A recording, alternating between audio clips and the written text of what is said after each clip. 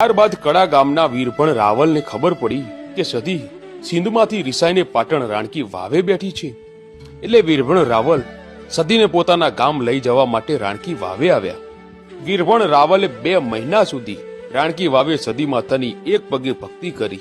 2 મહિના પછી સધી જાગી એટલે વીરભણ રાવલે કહ્યું કે સધી, હું તમને મારા ગામ લઈ જવા માંગુ છું. એટલે સધી બોલ્યા કે વીરભણ રાવલ, હું તારા ગામમાં તું આગળ આગળ જા, હું સધી તારી પાછળ પાછળ આવું છું, પણ તું ક્યાંય બેસતો નહીં. જો તું રસ્તામાં બેસીશ તો હું ત્યાંથી આગળ નહીં વધું.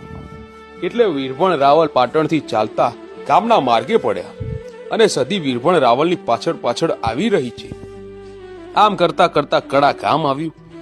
વીરભણ રાવલે વિચાર કર્યો કે અહીં એકાદી સલમ પી અને આગળ વધુ. આ વીરભણ રાવલ એક સુકાઈ ગયેલ રાયણના ટેકે ઉભા હતા.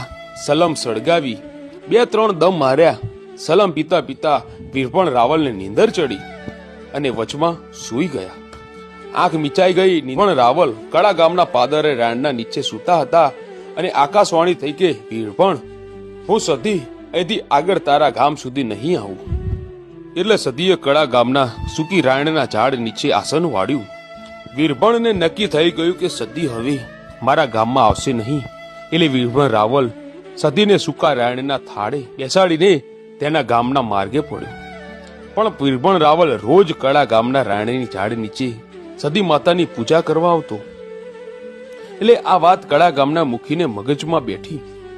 એટલે મુખીએ વીરભણ રાવલને કહ્યું કે રાવલ, જો તમે સાચું કહેતા હોય કે મારી એક વાત સાંભળો. હું ગામનો મુખી છું અને મારી ઉંમર 50 વર્ષની છે. મારે કોઈ વસ્તાર નથી. જો તારી સધી પાટણથી અહીં કડા ગામ આવી હોય, તારી સધી માતાને કહો કે મને દીકરો આપે. આ મુખીએ કહ્યું. ત્યાં સધી માતા વીરભણ રાવલને 16 કડાએ ધૂણવા ઉતરી અને કીધું કે મુખી, આજથી 9 મહિના અને 13 દિવસે તારી બૈરીને એક દીકરો આપું તો માનજે કે વીરભણ રાવલને સધી બોલી હતી. એટલે મુખીએ કહ્યું કે જો સધી તું મને 50 વર્ષના મુખીને દીકરો જ આપવા બેઠી હોત, કંઈક પતિત આપતી જાજે. એટલે સધી ફરીથી વાકટો કરીને બોલી કે મુખી, આ સુકાઈ ગયેલ રાણીને કાલે સવારે લીલા 3 ફણકા ના ફૂટે તો માનજે કે હું સધી બોલ્યા પછી બીજું નહીં બોલું. મિત્રો, બીજા દિવસે સૂકી રાણ લીલી થઈ ગઈ. સધી માતા સિંધમાંથી પાટણ રાણકી વાવે આવે અને રાણકી વાવથી ગુજરાત ભરમાં નીકળી અને ગુજરાત ભરમાં સધીએ ડંકો વગાડ્યો. ઘણી ખમ્મા મારી માતા રાણી સધીને.